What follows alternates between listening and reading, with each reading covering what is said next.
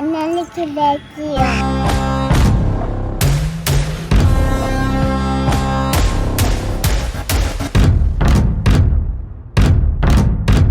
Hi hello నమస్తే అందరికీ జై శ్రీరామ్. ఈరోజు మనం వచ్చిన టెంపుల్ శ్రీ వెంకటేశ్వర హరిహర క్షేత్రం. ఇది రాజేంద్ర నగర్ మండలంలో ఉంది. కమాన్ నుంచి కొద్దిగా లోపలికి రాగానే రైట్ సైడ్లో మనకు కనిపిస్తుంది. ఇప్పుడు కనిపించేది అయ్యప్ప స్వామి టెంపుల్. ఇది మీకు లాస్ట్లో చూపిద్దాం అనుకున్నాను. ఈ టెంపుల్లో వీడియో తీసుకుని వచ్చేసరికి ఆ టెంపుల్ క్లోజ్ అయిపోయిందండి. కానీ నెక్స్ట్ టైం అయితే మీకు ఖచ్చితంగా ఆ టెంపుల్ని నేను చూపిస్తాను.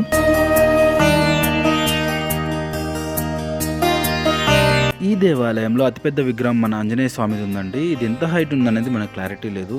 ఈ దేవాలయంలో వెంకటేశ్వర స్వామితో పాటు శివుడు, శ్రీకృష్ణుడు, రాముడు, సాయిబాబా ఉంటారండి.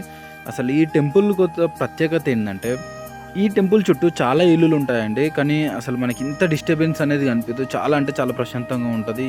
ఎటువంటి సౌండ్స్ కూడా అలాంటివి ఏం రావు.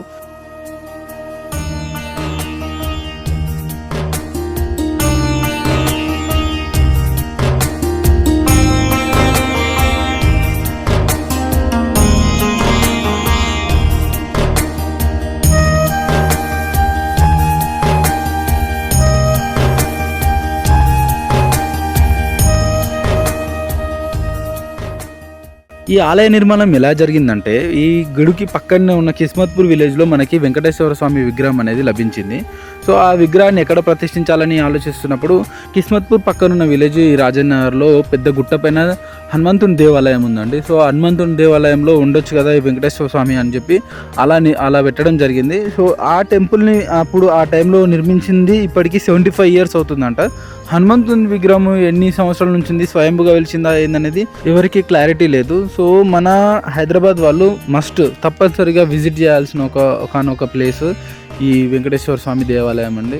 చాలా అంటే చాలా ప్రశాంతంగా ఉంటుంది. వీడియో నచ్చితే లైక్ చేయండి, షేర్ చేయండి, మన ఛానల్ని తప్పకుండా సబ్స్క్రైబ్ చేయండి. ఇలాంటి వీడియోస్ మీకు వస్తూనే ఉంటాయి, ఇంకా ఇన్ఫర్మేషన్ వీడియోస్. థ్యాంక్ యూ అండి. జై శ్రీరామ్.